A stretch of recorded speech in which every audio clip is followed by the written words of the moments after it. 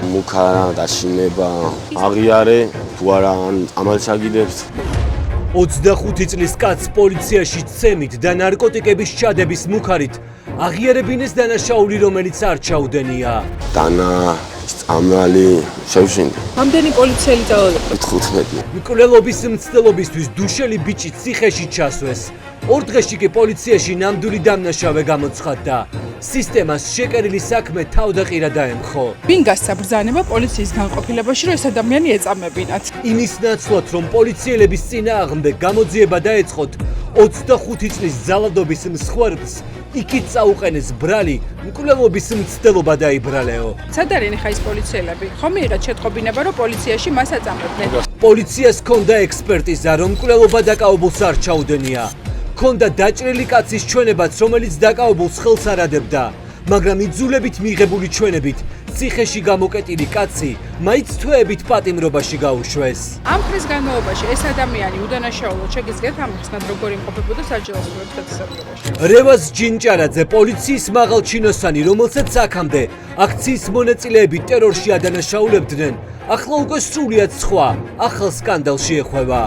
მეცნო მაგია უფროს. თქვენი დავალებით ცემეს განყოფილებაში გოგოჭური? დღეს გიყვებით რაზე დგას სისტემა და როგორ იკერება საქმეები ადამიანების წინააღმდეგ. მაგის მეშინი არ მოკლა, შეიძლება რამე ჩაუყარონ. როდესაც კანონი ფეხქვეშ ითელება, სად უნდა ეძებოს ხალხმა სამართალი?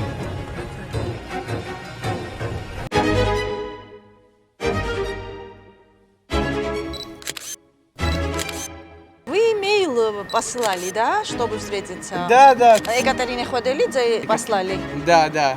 შუამავალი ოლიგარქთა კლუბიდან. Папа был близким другом Да. с Борисом. რამისი ჩამოვიდა ბიძინა ივანიშვილთან შესახვედრად, კაცი, რომლის ოჯახიც რუსი ოლიგარქების ქონების სამალავი იყო. Они сотрудничали, да? Да, в прошлом? банке, в русском кредите. В русском кредите, да. И Малкиных. Да.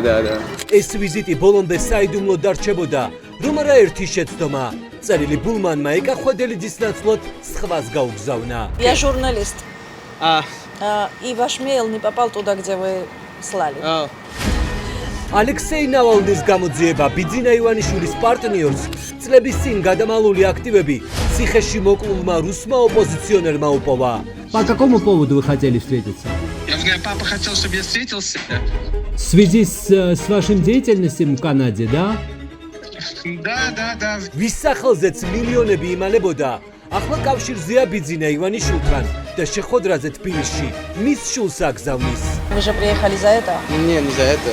Вы же сказали уже, что хотите встретиться сегодня. ივანიშვილი, მალკინი, გაიდამაკი, ბულმანი, ხმაურიანი გვარები და ოლიგარქის შეხვედრა წარსულთან. Но он давно уже с Малкиным не разговаривает. Это я знаю, Да, скандал был да, большой, да. да. Но с Бединой нет скандалов, Не, да? не Они было. дружат. Да. Но დღეს 8 საათზე ნახეთ შუამავლის ერთი საბედისწერო შეცდომა, რომელმაც საიდუმლო ვიზიტი გამოააშკარავა. ბიძინა, ბულმანი, მალკინი. Российский кредиты კიდევ ერთხელ უნდა გავახსენოთ ივანიშვილს. გიორგი ჭოლდიას თქვენ ფაროლობთ თუ არა? როგორ გავხდეთ მილიონერი კალაძის ერთი ხელმოწერით? ბატონო კახი კალაძე, თქვენ ცოლშვილს ამ სახლებში ღამეს გაათენებინებ. დღეს აქ ნახეთ მერის ექს-მაღალჩინოსანს, როგორ მისცა კალაძემ 10 კორპუსის ასაშენებელი მიწა ვაკე-საბურთალოს გასაყარზე, რომელიც შემდეგ მილიონებად გაყიდეს.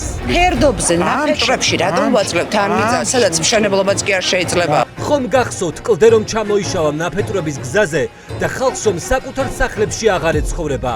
დღეს ამ ტერიტორიის ამბავს გიყვებით. რა როლი ჰქონდა ამ თქვენს დაპროექტებებში გიორგი ჭოლდიას, ვისგანაც მიწა იყიდეთ, ეგ მაინტერესებს.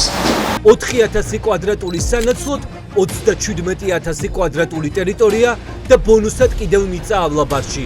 ის დიდრდება და ამდენ ხალხს ტოვებს უსახკარო. ნახეთ რა გარიგებები ფორმდება თბილისის მერიაში. სასწორზე დევს ადამიანების სიცოცხლე. პირველი ძალადობა მოხდა ბოსელში, ეს ხდებოდა მინდორში, ეს ხდებოდა ოჯახში.